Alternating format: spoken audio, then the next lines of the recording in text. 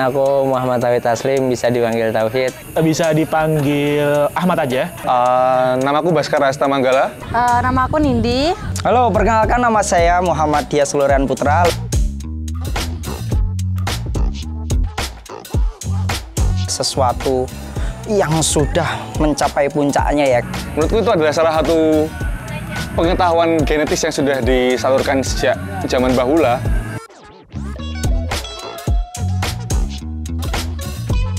Kalau ditanya pernah hari ya pernah.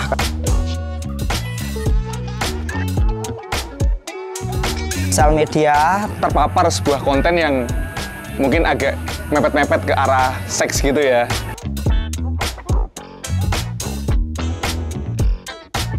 Aku tetap bakal coba ngalihin ke fokus ke yang lain gitu sih. Olahraga atau nge-game itu worth it buat mendistraksi dari horny. Eksplorasikan gitu, apa yang kita mau.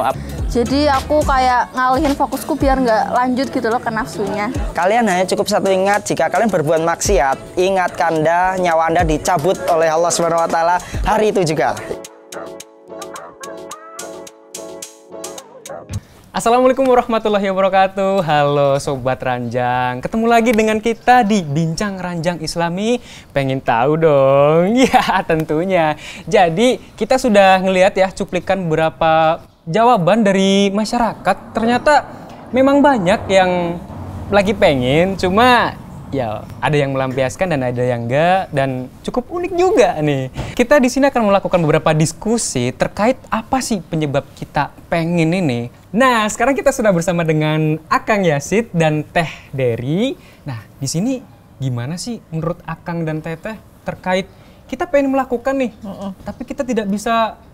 Belum mampu, belum punya pasangan, belum Betul. nikah, buat nikah juga masih jauh. Nah, iya. Apalagi kita masih bujang kan ya. Aduh, ya. Lah apa yang bikin nafsumu naik turun gitu? Nafsunya tinggi banget tuh salah satunya adalah mungkin bisa jadi kamu nggak bisa ngendaliin mata kamu ya. Nggak bisa ngendaliin pandangan kamu kan. Jadi sebetulnya keinginan itu tuh karena merespon satu stimulus kan, karena pandangannya nggak bisa dijaga, ngelihat yang bahenol gitu kan ya, lihat tayangan-tayangan yang porno, iya kalau seleranya bahenol ya, kalau tapi itu kan menurut sudut pandang laki-laki. Iya, kalau yang perempuan apakah sama yang bahenol? Beda sih, kalau perempuan kan memang kalau dia belum terjamah, dia belum terjamah secara fisik, dia pandangannya juga terjaga dari hal-hal yang berbau pornografi, biasanya nggak mudah untuk nafsu seperti itu. Kalau jadi memang atau melihat provokasi dari teman-teman perempuan gitu, testimoni dan sebagainya, nggak kepengen? Iya, kemungkinan tuh akan sulit untuk mendefinisikan bahwa aku tuh nafsunya lagi tinggi, yang ada tuh amarah gitu ya. Yang ada tuh pengen marah gitu ya. Bukan untuk malah beda. Jadi dia pengennya marah gitu. Iya, maksudnya nafsunya nafsu marah, bukan nafsu untuk melakukan yang lain gitu kan. Karena sulit untuk mendefinisikan ini aku lagi nafsu, bukankah yang belum terjamah loh ya. Kecuali bagi mereka yang sudah pernah terjamah gitu, satu kondisi yang membuat dia sudah pernah dipegang dan lain sebagainya lah gitu ya, dia sudah melihat video porno sehingga merasakan satu sensasi.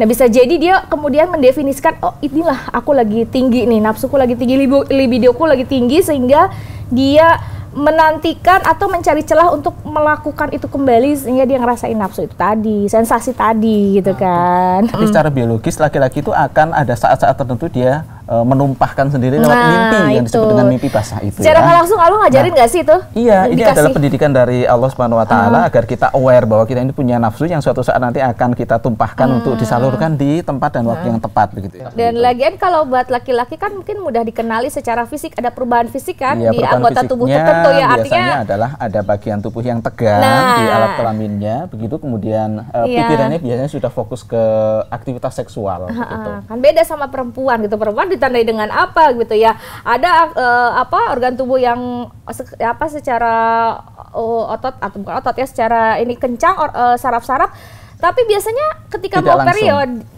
mau haid itu juga terjadi di misalnya di payudara begitu ya. Itu juga biasa terjadi ketika mau haid, kita sakit, badan nggak nyaman gitu Jadi kan. temanya tidak sedetil, tidak sejelas laki-laki. Iya, tidak sejelas laki-laki. Laki-laki jelas gitu kan. Iya, Nah, pasti dia ada bikin yang tenda. berbeda, ada yang berbeda dalam tubuhnya. Kan katanya gitu, bikin tenda tiap hari ya.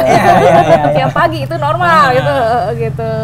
Nah, biasanya penyebab nafsu ini sendiri tuh apa sih, Kang Teh? Saya perlu menggarisbawahi bahwa nafsu ini normal, nafsu ini fitrah. Bahkan dulu Nabi Adam pertama kali diciptakan dalam kondisi masih sendirian ya, masih single, itu berkebutuhan untuk hal-hal seperti ini. Karena memang takdirnya manusia itu kan dihidupkan di bumi ini untuk berkembang biak gitu, sampai ada kita begitu. Bahkan atas peristiwa itu pula, peristiwa reproduktif, peristiwa hubungan seksualitas, akhirnya kita ada kan begitu ya, dari sebab musababnya kan begitu. Itu memang seperti takaran kita tuh Iya. ada nafsunya. Ada hardware-nya, ada software-nya, ada aplikasinya. Itu aplikasi kita itu. Tapi iya juga ya, maksudnya anak muda sekarang juga kan sampai ada yang kebablasan ke nafsu gitu kan ya. Itu biar kita mencegah hal tersebut tuh gimana tuh Teh? Berarti jangan nonton bokep mulu, itu. gitu. Jangan ngeklik ya, asal. teman-teman ya. Iya. Kemudian pertemanan, Jangan lingkungan deket-deket. sosial Iya. sekitar kalau bisa dihindari, lingkungan-lingkungan yang memang memicu untuk berbuat itu. Jangan gitu. main ke tempat orang yang pakai baju seksi. Iya, kalau cowok ya nih. Iya benar sih. Iya, kalau cewek juga kalau memang mudah banget tuh dia sudah pernah punya pengalaman itu, jangan main ke tempat olahraga yang juga ada banyak dada bidang dan roti sobek dong. Kalau itu ternyata membuat dia semakin bernafsu gitu Kemudian kan. yang kedua adalah ingat pada tujuan. Harusnya yang pertama ini ya, tapi nggak apa-apa. Ini bukan soal urutan. Ingat pada tujuan. Jadi kalau orang diet, orang itu ingin menghindari karbo dan sebagainya, tujuannya adalah agar badannya slim, misalnya kayak gitu ya, badannya Agar tetap sehat kayak gitu. Karena dia punya strong way, punya kemauan yang sangat kuat, akhirnya dia patuhi dietnya itu, disiplin banget. Kita juga begitu. Kalau kita ini sudah punya tujuan, punya target yang sangat pasti, ini itu hanya untuk suamiku, ini untuk hanya saya salurkan untuk istriku, pastilah dijagakan begitu. Keren. Pantesan nih aku lihat-lihat Teteh sama Akang tuh ini ya. Apa sih namanya? Langgeng banget ya. Amin. Ya belum, masih baru 19 tahun. 19 tahun dong ya. Belum banyak teruji lah. Berarti kalau memang adanya nafsu itu, karena ini kayak memang sudah takaran kita lah ya. Nafsu ya. Berarti dari sononya. Apakah bisa dibilang wajar kalau memang kita tiba-tiba pengen gitu? Iya, wajar sekali. Wajar sekali, dan itu memang selayaknya dijaga ya. Jangan sampai kita ini ada periode tertentu yang sangat panjang kemudian tidak ingin sama sekali. Itu malah kita mungkin bahaya, perlu mengkhawatirkan. bertanya, Ada sesuatu perlu nggak sehat. konseling. Artinya itu adalah salah satu indikator sehatnya tubuh kita, sehatnya mental kita. Kalau yang lebih dikhawatirkan adalah deket cewek, kok kagak ada nafsu, tapi giliran deket cowok, nafsu. Kan itu makanya ketika ada nafsu tuh bersyukur, alhamdulillah aku masih suka sama cewek. Tuh kameramennya tuh nggak bersyukur tuh. Wah, ngawur tuh. Dia malah kalau deket-deket sama cewek tuh. Alhamdulillah, masih iya kan? Alhamdulillah gitu, deket cowok deg-degan gitu kan, pertanda bahwa kita sehat mental, lahir batin ya nggak sih? Tinggal kita syukuri, cuman ya itu tadi sebatas itu aja, jangan kemudian ditindaklanjuti dengan tindakan yang melanggar syariat. Jadi jangan buru-buru kita kemudian merasa bahwa ini salah, ini berdosa dan sebagainya, karena perasaan itu kan tidak dihukumi. Yang dihukumi itu kan tindakannya begitu ya. Jangan sampai kemudian gara-gara perasaan ini kita kembarakan, kita kita turuti, kita diikutin terus dia akhirnya berbuah pada sebuah tindakan. Nah, tindakan ini jadi hukum deh. Ada dosanya, ada apanya kayak gitu. Ngomong-ngomong tentang nafsu nih, itu kita sempat singgung juga tuh. Misalnya kalau kita deket cowok, jangan aku deh, jangan aku. Yang cewek, misalnya yang cewek nih, deket cewek, terus nggak ada rasa. Nah itu kan lebih ke, bisa dibilang, kalau anak-anak zaman sekarang ya, itu kan sebutnya bisa dibilang LGBT lah. Itu kalau maraknya LGBT sendiri tuh gimana tuh Kang Teh? Ya itu panjang ya proses perjalanan seseorang menjadi LGBT ya, lesbian, gay, kemudian transseksual, bisek, transseksual itu kan panjang prosesnya, itu nggak sekedar hanya sekarang saja, tapi bibitnya udah sejak di golden age, di mana dia tidak diberikan seks edukasi, di mana dia tidak konsep dirinya tidak diperjelas. Golden age itu dari 0 sampai 8 tahun. Ketika dia usia 0 tahun sampai 8 tahun tidak ada identitas yang jelas terhadap dirinya. Jadi Katanya si iya, anaknya. Iya. jadi nggak ujuk-ujuk sekarang dia jadi bisek aja gitu, nggak seperti itu. Pasti ada fase yang hilang di pengasuhan ini yang kita sebut sebagai hutang pengasuhan dari ayah bundanya. Kemudian dia sekarang berada di lingkungan yang menyimpang, dia akhirnya ikut-ikutan. Kenapa perempuan? Kalau kita lihat, kalau kita telaah lagi, kenapa dia bisa jadi suka sama perempuan? Padahal dia perempuan. Coba deh, bagaimana hubunganmu dengan ayah dan ibu? Pasti ada luka di sana. Yang kita sebut, yang akhir-akhir ini marak disebut dengan luka batin gitu ya. Pasti ada itu. Kenapa sih kamu lebih suka sama perempuan bukan sama laki-laki? Padahal kan yang laki-laki cakep lebih banyak. Dia pasti akan menjawab, apa sih laki-laki nggak bisa dipercaya semua. Oh, bisa jadi dia itu sakit hati dan nggak latar percaya. belakangnya dia. Iya. Jadi hampir semua pelaku LGBT itu ternyata berasal dari keluarga yang Memang yang sesuatu. Iya, ada persoalan gitu. dalam keluarga. Begitu juga namanya, dengan gitu. laki-laki. Aku benci sama perempuan, habis perempuan tuh kayak gitu sih, nyakitin. Kalau kita tilik lagi, lihat lagi hubungan dia dengan ibunya, pasti nggak deket. Cuma karena butuh pencitraan bahwa LGBT itu dianggap normal, ingin dianggap normal, biasanya nggak diakui persoalan ini. Itu tutupi sebisa Ini kan udah mungkin. fitrahku, sukanya sama perempuan. Orang tahu baik-baik saja Iya, kok. kayak soal kayak haknya dia gitu. Coba Iya. di konseling Dia punya nanti hak, terungkap gitu. semua. Iya, coba di konseling Ngapain sih ganggu-ganggu hakku sendiri gitu kan ya. Jadi ya itulah. Jadi nggak bisa dibilang hanya kondisi sekarang aja, tapi dia pasti ada latar belakang dia sehingga dia Ada. memilih untuk menjadi seseorang yang menyimpang. berbeda, menyimpang.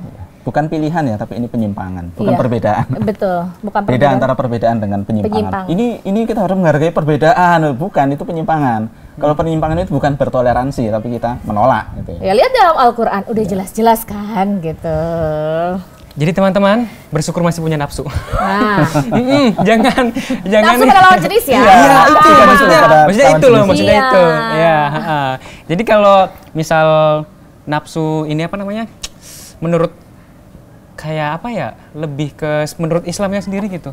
Iya, yang jelas nafsu itu tidak Hukumi. tidak dihukumi kalau hanya sekedar keinginan. Keinginan. Ya. Misalnya orang jatuh cinta dan sebagainya itu kan tidak dihukumi, tapi perbuatannya, sehingga Islam mengarahkan orang itu dengan softwarenya yang nafsu-nafsu ini itu disalurkan dengan waktu yang tepat, di tempat yang tepat dan cara yang tepat.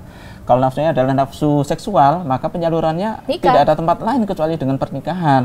Jadi satu-satunya cara adalah dengan menikah. Itu yang disahkan. Makanya banyak sekali ayat-ayat dan hadis yang menyerukan kepada anak muda. Kalau memang sudah mampu, Nikah. segeralah siapkan diri untuk menikah. Gitu. Kalau belum mampu, apa yang terjadi? Maka menahan diri, jangan dekati zina.